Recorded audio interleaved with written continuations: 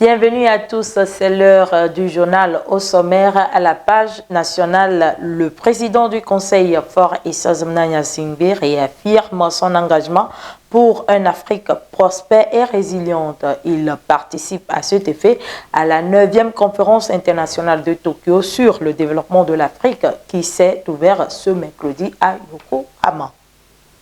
Hors de nos frontières, RDC, nouvelle attaque des ADF dans l'est du pays, au moins 52 civils tués.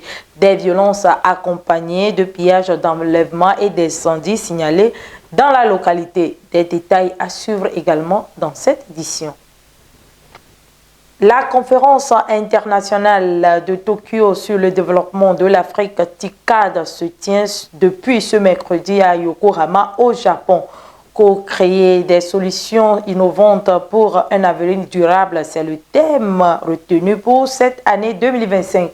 Initié par le gouvernement japonais, le président du Conseil Faure Issa Gnassingbé participe activement aux travaux de cette rencontre. Richard Maglo pour des détails. Ce 20 août 2025, le président du Conseil Faure Issa Gnassingbé prend part à la 9e édition de la conférence internationale de Tokyo sur le développement de l'Afrique à Yokohama. Initiée par le gouvernement japonais en collaboration avec les Nations Unies, le Programme des Nations Unies pour le développement, la Banque mondiale et la Commission de l'Union africaine. Cette conférence abordera des thématiques clés telles que le développement durable par le secteur privé, l'autonomisation des jeunes et des femmes, l'intégration régionale ainsi que le renforcement des connexions intra-africaines et extérieures. Cette conférence constitue une plateforme de dialogue entre le Japon, les pays africains et leurs partenaires au développement autour des défis économiques, sociaux, sécuritaires et de gouvernance. En marge des travaux, le président du Conseil tiendra plusieurs rencontres bilatérales avec des responsables japonais et des acteurs économiques de premier plan. Ces échanges permettront de promouvoir les opportunités d'investissement au Togo en mettant à valeur les secteurs porteurs en adéquation et de gouvernance. Le Togo et le Japon entretiennent depuis d'excellentes relations de coopération. Restons toujours à la page nationale. Les producteurs agricoles du Nord Togo s'inquiètent du déficit de précipitations constatées ces derniers jours. Cette absence prolongée de pluie menace les cultures en pleine croissance. Face à ces inquiétudes, l'Agence nationale de météorologie ANAMET appelle au calme les populations et rassure. Des précisions, télévision togolaise.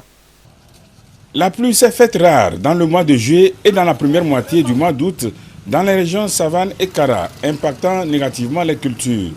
Malgré les poches de sécheresse constatées durant des jours, l'Agence nationale de la météorologie, ANAMET, se montre rassurante. En début de la saison culturelle dans le Grand Nord, on avait pu faire diffuser ce que nous appelons les prévisions saisonnières. Donc ces prévisions saisonnières avaient orienté les populations rurales quand est-ce qu'il faut semer, quand est-ce qu'il faut entretenir les cultures. Dans la zone nord, surtout dans le mois de juin et juillet, la pluie n'a pas été au rendez-vous. Donc cela a pu affecter certains agriculteurs qui n'ont pas vraiment eu l'occasion de pouvoir faire prospérer leur culture.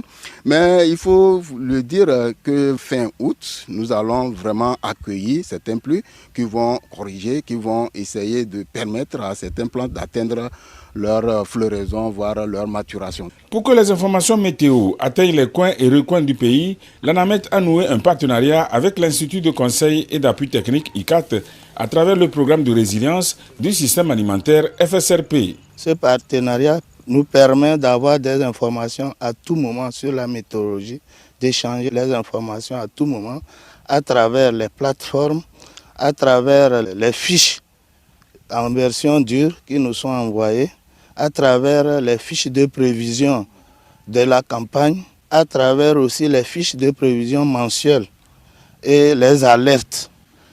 Donc, ces informations que l'ANAMET nous transmet, nous aussi, nous avons un système de communication, d'abord avec nos conseillers techniques en gestion des entreprises agricoles, qui sont directement en contact avec les producteurs.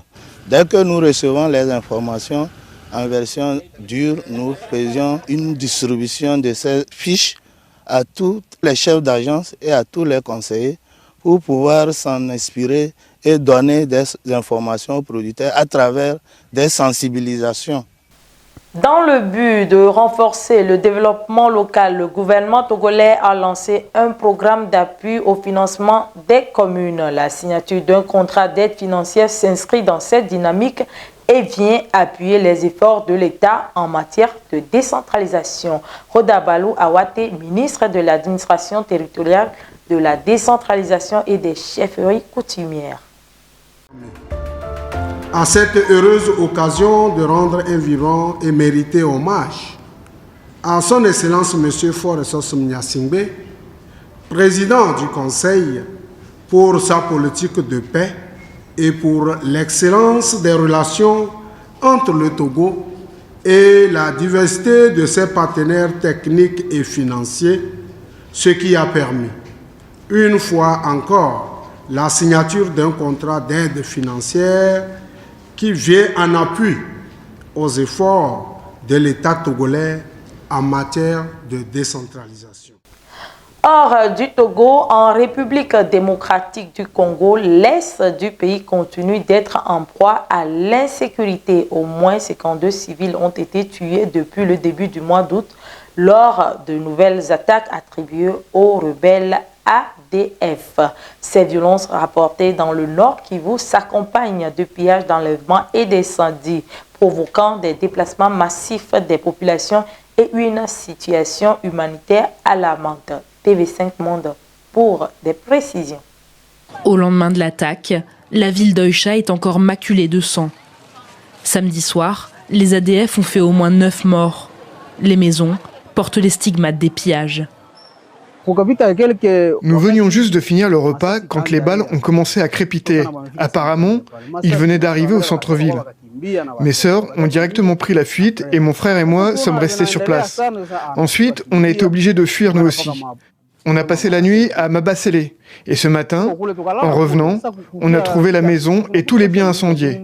Notre père est porté disparu. On ne sait même pas s'il est encore vivant.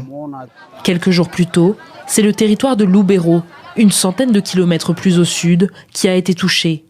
Les ADF y ont tué au moins 40 personnes, le même nombre que lors d'un autre massacre, fin juillet, dans une église de Komanda en Ituri. Composé à l'origine d'anciens rebelles ougandais, le groupe armé s'est radicalisé dans les années 2000, avant de prêter allégeance à l'État islamique en 2019.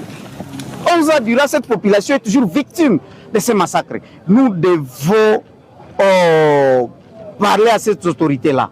Les autorités internationales, les autorités nationales, les autorités provinciales et locales, de nous restaurer la paix. Nous sommes fatigués par des massacres de tout genre.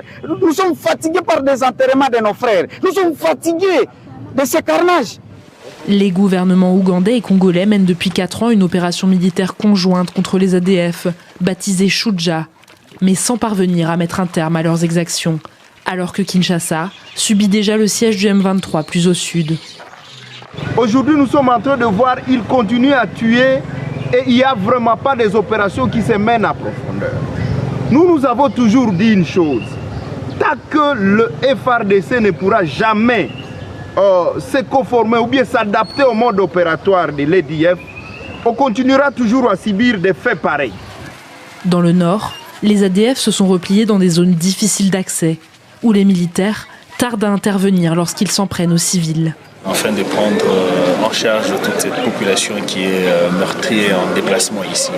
Et non seulement cet aspect humanitaire, dans le cadre des infrastructures, c'est pour que cela puisse aider, premièrement aux infrastructures surtout routières, pour que l'armée, dans le cadre de la sécurité et de la défense, puisse avoir un accès facile à différents sites. Ce mardi, l'armée s'est justement rendue au chevet des habitants de Lubero. Une visite rare, à seulement quelques kilomètres de la ligne de front contre le M23. Avant les attaques de ces dernières semaines, la précédente offensive d'ampleur des ADF remontait à février dernier. 23 personnes avaient alors été tuées dans le territoire de Mambasa. Mesdames et messieurs, ainsi s'achève ce journal. Merci de nous avoir suivis.